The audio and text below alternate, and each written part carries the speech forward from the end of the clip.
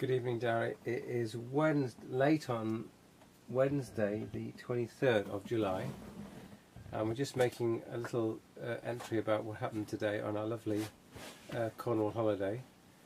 So the first thing to know is that we got up very late. We got up at 9 AM, which was later than we wanted to get up because we had lots of things to do. So principally we had the washing to do. So the first thing we had to do was do our washing and drying, which is, as you know, is going to take at least an hour and a half. So we tried to sort of parallel our activities, but it did mean that we didn't really leave before about 11, leave the campsite before 11 in the morning. But anyway, we did leave, and the plan was to drive towards the Minack Theatre. Now on the way, it appeared that the Minack Theatre was very close to Land's End, which I hadn't really realised, but of course to me Land's End is very famous because in the several years ago, in let's say the 80s and 90s, when any celebrities tried to do some sort of sporting activity, they would always kind of be going from like Land's End to John O'Groats, or they'd be doing something which ended up in Land's End. And so I think in the British consciousness it's a very famous place. So I said, well, we have to go there. So we went there, although the roads were a little bit thin at times, and had a few heart-wrenching moments as the width of our van went over the white line of the road, because the roads sometimes were less than 2.3 metres wide for each of the parties. Anyway, we got there eventually, and it was what I had feared it was going to be, which was, it's great for low budget kid families who aren't very discerning, let's say. So there's lots of food, there's lots of kind of fast food stalls. There's a 4D movie, whatever that means, narrated by Brian Blessed, I seem to remember. And in the toilets, apparently there are 50 things you can do at Land's End, and I could only think of two things. One was leaving, and the second thing was going for our cliffside walk, which is what we did. So we went for quite a nice cliffside walk, spotted down, took a few photos, and then I think that was it. I mean, it's impressive for where it is, and now I know where Land's End is. And also, by the way, on the way to Land's End we saw quite a few cyclists who looked like a part of a team, and I was kind of curious as to whether they would be cyclists who may be on some sort of competition or event where they have cycled from John O'Groats in Scotland to Land's End here in Cornwall. Anyway, so we'll never know, because we didn't slow down enough to ask them the question. We didn't see them at Land's End. So anyway, the next step was the Minack Theatre, and here the principal challenge was actually the parking. We got there. Again, the roads were somewhat narrow at times, and we really had to be very careful with the van, because it's, like I say, as I've said from previous reports, it's quite a wide van.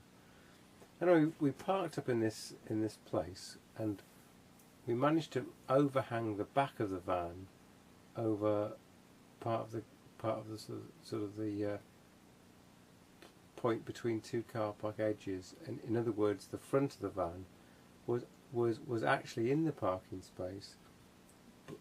The wheels were, but the overhang of the engine was just north of the bay, if you like. So if you were driving up and down the car park aisles, you'd sort of go, well, what's this front of this van doing here? So we tried to think about not getting another fine for illegal parking, because we noticed here also the penalty was £100 for illegal parking. So we tried to ring the people that organised the car park, but they weren't in, and I went to the museum next door whose car park it was, and they couldn't really give advice. But then they said, oh, you know what, there's actually a car park at the top of the Minack Theatre, even though it says don't drive that way with a large vehicle. So we thought, okay, we'll do that. So we did. We drove up with a large vehicle and had to navigate some people coming down. We just managed to get up without bonking into anything. Anyway, the Minack Theatre. So the Minack Theatre is this theatre which was carved out of the side of a rocky face by, do you remember who it was? some famous lady whose name we'll have to add later in the post edit. Anyway, she was an English lady who was quite wealthy and had a house built at the top of the area, and then she decided that she wanted a place to have a theatre, so her and her gardener and then 2 other people, when the gardener passed away, succeeded in making this theatre on the side of a rock face.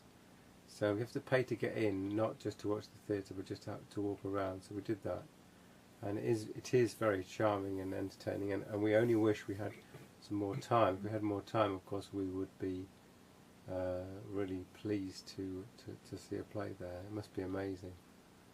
But all the plays were in the evening, and we had to get on.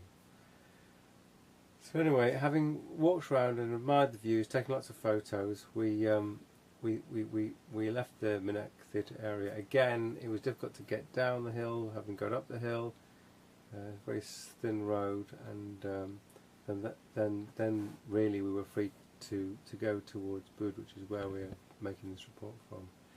So it was a long drive, at least 2 hours of driving towards Bude. We did split the journey by stopping initially at this big Sainsbury's, and I have to say it's the biggest, nicest Sainsbury's I've ever been to in my life, and that makes things even more heartbreaking for me, because British supermarkets are just the best. I mean, compared with Swiss, there is no comparison. It would be insulting to compare the British supermarkets with the Swiss pretenders. We didn't really have very much to buy, but we did pop in and got everything that we needed in terms of food and deodorants and things. And then several minutes or hours later, we eventually ended up in Bude. So we found this Lynstone camping site. We parked up, and we got our electrics on, and then we packed lots of food into our rucksacks and walked towards Bude, the actual town. Now the town is quite a tourist attraction, and also very popular with surfers, and also has some intriguing things like a big open air pool. So by the edge of the ocean is a pool which is at low tide it's a pool, and at high tide I think it's submerged. It's actually filled from the sea, so it's a seawater pool. So we walked all the way over there and looked at all the people in the pool. We felt a bit foolish that we haven't brought our swimming costumes, because we would have also jumped in. And then to finish the evening, we took another big long walk up to the other side from the pool, up to this very tall cliff, and we've had dinner with a large amount of wine at the top of the cliff. And then to cap it off, we had a walk along the cliff edge back to the caravan site. So it's been another fantastic day. Everything's worked out well. We've had lots to see, we've had lots to drink and eat. We've had a really great time, and I think the camper van is working out really well. And we are a bit conscious of the fact that it's our sort of penultimate day of our holiday, so we're a bit sad already. Anyway, that's enough for the diary for today, and I'll see you tomorrow.